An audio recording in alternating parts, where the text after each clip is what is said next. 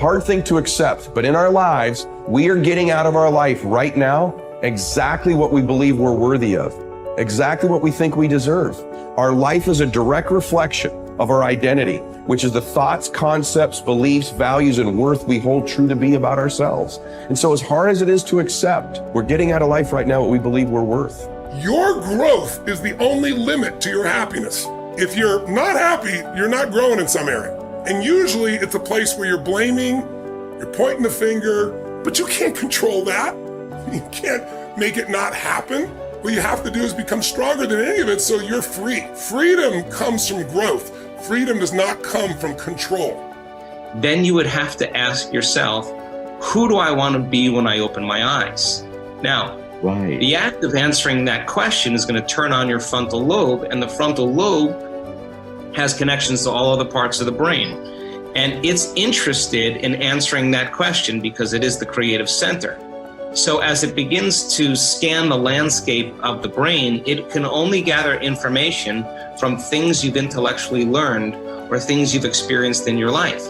And it begins to associate those different memories with the question. And when you get enough networks of neurons firing in your brain, you see an image or a picture. That's intention. And then as you begin to live and rehearse who you're going to be, you begin to do that exact same thing. You begin to install neurological hardware in your brain. Repeat it, it becomes a software program, and you begin to behave that way. Now the brain is primed. It's no longer a record of the past. It's a map to the future. Now the person can feel the emotions of their future. You're going to see a person move into a different state of being, and they are going to have all kinds of biological changes. Your perception of your world is what controls your genes. And if you're not feeling well, the issue is you don't have to change your biology, you just have to change your perception. And this will then give you your power back. And this is what we have to recognize. We're not victims of biology, we are masters of our biology. Everything that is required depends on you.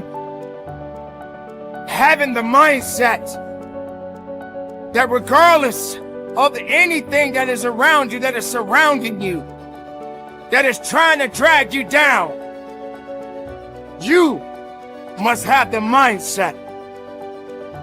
You must be strong. You must be resilient. You must be driven. And you must be able to take whatever's coming at you. What goes out is what comes back. That all, as you sow, so shall you reap. I mean, it's in every great institution that there is in the world, whether it's a religion or a philosophy or whatever.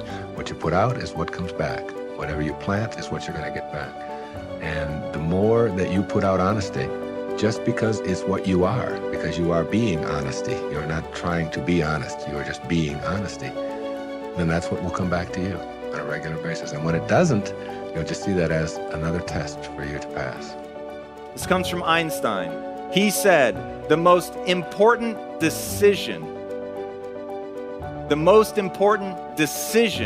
any human being must make is whether or not you live in a friendly or a hostile universe. Now, he could have said realization, but he didn't. He said decision. You have to decide, because there is no empirical truth. You don't live in either a friendly or a hostile universe. You decide, and that perception, that viewpoint from which you judge everything else that happens in your life will be colored by whether or not you think it is a universe that is working for you or against you. And it's a choice. But most people think of their viewpoint as being patently real, as being just objective and true. And so they never stop to question the fact that they actually decided that at some point, either because their parents acted in accordance with that it was either hostile or friendly, and they just absorbed that, or their friends or the people that they work with or whatever. But somewhere along the line, they came to believe that they live in either a friendly or a hostile universe. But you could change right now. Right now, you could make a different decision. And if you believe that the world is working against you right now, you could choose to believe that it's actually working for you. And in making a fundamentally new and different assumption, it empowers you to move forward. And this is something that I will repeat in this talk. The reason that matters is human beings do not invest energy in things that they don't think will yield a result. When you set goals, when you have an intention on something that you want to change about your life, your brain helps you. What it does is it opens up a checklist, and then your brain goes to work trying to remind you of that intention that you set. And it's really important to develop the skill, and I say that word purposefully, the skill of knowing how to hear that inner wisdom and that intention kicking in and leaning into it quickly. So for me, my brain saying, that's it, right there, move as fast as a rocket, Mel. I wanted to change my life. And I think most people that are miserable or that are really like dying to be great and dying to have more, we want to change. We want to live a better life. We want to create more for our families. We want to be happier.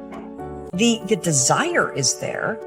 Again, it's about how do you go from knowledge to action. So the first thing in this story that's important is realizing that the answer was in me. And my mind was telling me, pay attention. Could have also been the bourbon. I had a couple of Manhattans that night. But anyway, the next morning, the alarm goes off, and I pretended NASA was there.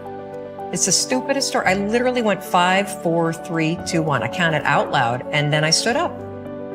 And I'll never forget standing there in my bedroom. It was dark, it was cold, it was winter in Boston.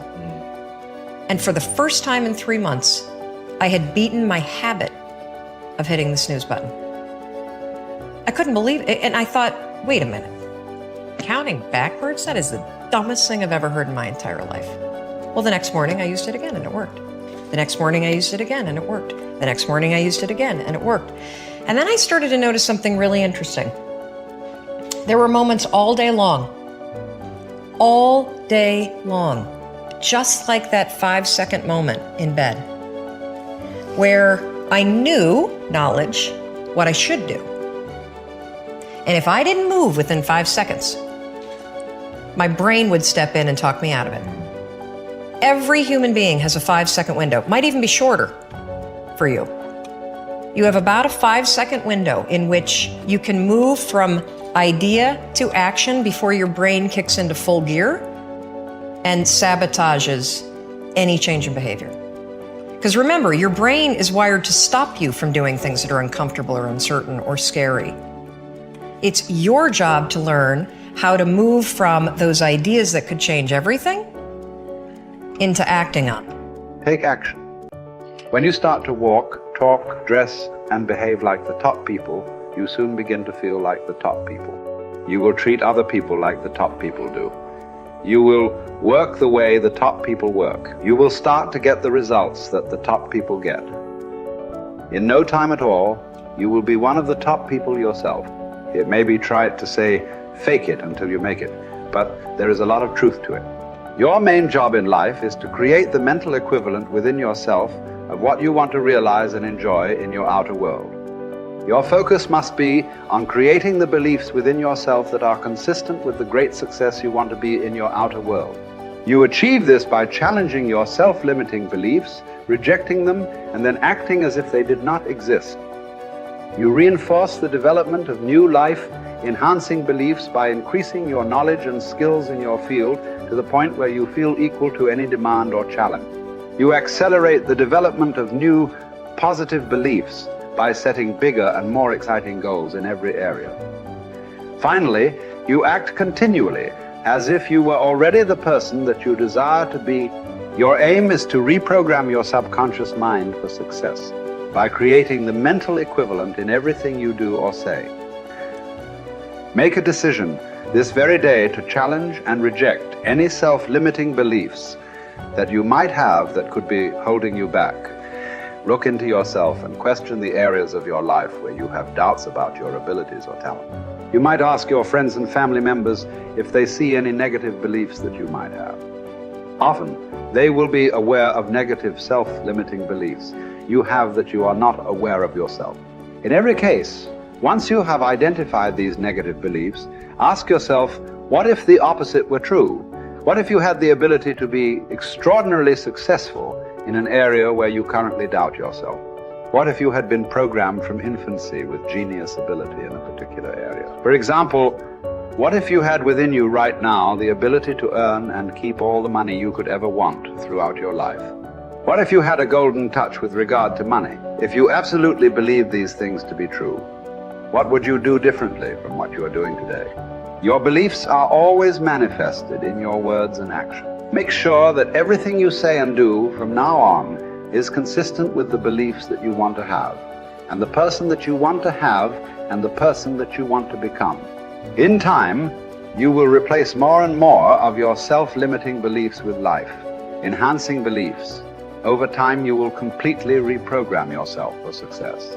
When this occurs, the transformation that takes place in your outer life will amaze you and all the people around you.